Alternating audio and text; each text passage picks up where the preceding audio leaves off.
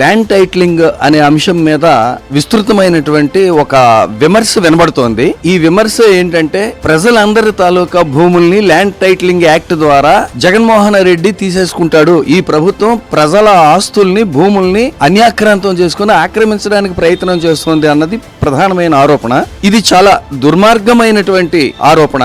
ఎందుకంటే అన్ని తెలిసిన వ్యక్తులు, సీనియర్ నాయకులుగా, ముఖ్యమంత్రులుగా పనిచేసినటువంటి వాళ్ళు, చట్టం తెలిసినటువంటి వాళ్ళు దీన్ని ఇలా వక్రీకరించి మాట్లాడడం అన్నటువంటిది దారుణం. దీనికి ఇంతకంటే పెద్ద పదం నేను వాడలేను. ఎందుకంటే ల్యాండ్ టైటిలింగ్, భూమి ఆక్రమణ, ఆస్తి హక్కులకు సంబంధించినటువంటి విషయం కేంద్ర ప్రభుత్వ పరిధిలో ఉంది. దానికి చట్టం చెయ్యాలి అంటే కేంద్ర ప్రభుత్వం చేయాలి. రాష్ట్రం ఎలా చేస్తుంది? 100 ఏళ్ల క్రితం జరిగినటువంటి సబ్ డివిజన్, ఎవరి భూములు ఎవరికో తెలియనటువంటి దుస్థితిలో ఆంధ్రప్రదేశ్ రైతాంగం ఉంది. భారతదేశంలోనే ఉంది. అసలు తనకి ఎంత ఆస్తి ఉందో తెలియనటువంటి దౌర్భాగ్యుడు ఎవరైనా ఉన్నారంటే భారతదేశంలో రైతు ఒక్కడే.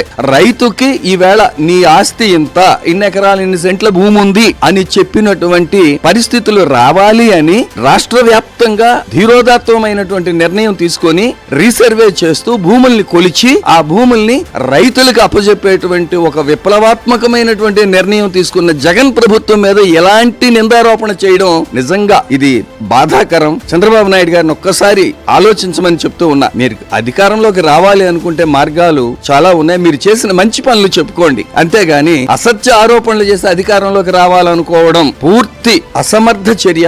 అసలు ఏ విజ్ఞత ఉన్న ఎవరు కూడా మిమ్మల్ని ఈ విషయంలో సమర్థించరు. అలాగే 2018లోన మీ ప్రభుత్వం చేసినటువంటి చర్యను కూడా ఒకసారి ఆలోచించండి. ప్రభుత్వ భూములు ఏవే ఉన్నాయో కొలతలు వేసి నాకు అప్పచెప్పండి అని చెప్పి ప్రభుత్వ భూములు కాని, అంటే రైతుల తాలూకా జిరాయితీ భూములు 2018లో మీరు అధికారంలో నుంచి దిగిపోయే ముందు 22A చేర్చి అవి నిషేధిత భూములని ప్రకటించినటువంటి వాళ్ళు మీరు. మరి అలా ప్రకటిస్తే ఈవేళ ఎంతమంది రైతులు రిజిస్ట్రేషన్ ఆఫీస్కి వెళ్తే ఇది మీది కాదు ప్రభుత్వ భూమి అంటే 22A కింద నాది ఎలా వెళ్ళింది తాతల తండ్రుల నుంచి నాకున్నటువంటి భూమి అని చెప్పి ఆశ్చర్యపోయినటువంటి సందర్భాల్ని సృష్టించినటువంటి ఆ వ్యక్తి చంద్రబాబు నాయుడు. ఆ ప్రభుత్వం, టీడీపీ ప్రభుత్వం. అటువంటి దుర్మార్గపు ఆలోచనలు ఏవైనా ఉన్నాయంటే బహుశా మీకొచ్చి ఉండొచ్చేమో గానీ జగన్మోహన్ రెడ్డికి రావు అన్నటువంటిది నిర్ద్వంద్వంగా మీకు చెప్తూ ఉన్నాను. పేదల ఇళ్లని తీసుకోవడమే నాకు అర్థం కాల. పేదలకి ఇళ్లు ఇవ్వడానికి విప్లవాత్మకమైనటువంటి నిర్ణయం తీసుకొని పట్టణాలను నిర్మిస్తూ ఉంది ప్రభుత్వం. ఆ ఇళ్లలో దిగి సంతోషిస్తున్నటువంటి ఆనంద హర్షాతిరేకాలను ప్రకటిస్తున్నటువంటి పేద జనాన్ని చూసినప్పుడైనా ఇలాంటి అబద్ధం చెప్పకూడదని మీకు అనిపించలేదా? తప్పు కదండి. ఇప్పటికైనా మించిపోయింది లేదు. నేను చేసింది తప్పని ఒప్పుకోండి. నేను చేసిన ప్రకటన తప్పని ఒప్పుకోండి. దయించి ఈ నిర్ణయాన్ని, దీన్ని వెనక్కి తీసుకోండి. దుస్సాంప్రదాయాన్ని ప్రజాస్వామ్యంలోకి తేకండి అని చెప్పి మరి టీడీపీ వర్గాలని, అలాగే ముఖ్యంగా సీనియర్ నేత అయినటువంటి చంద్రబాబు నాయుడు గారిని మనస్ఫూర్తిగా కోరుకుంటూ ఉన్నా.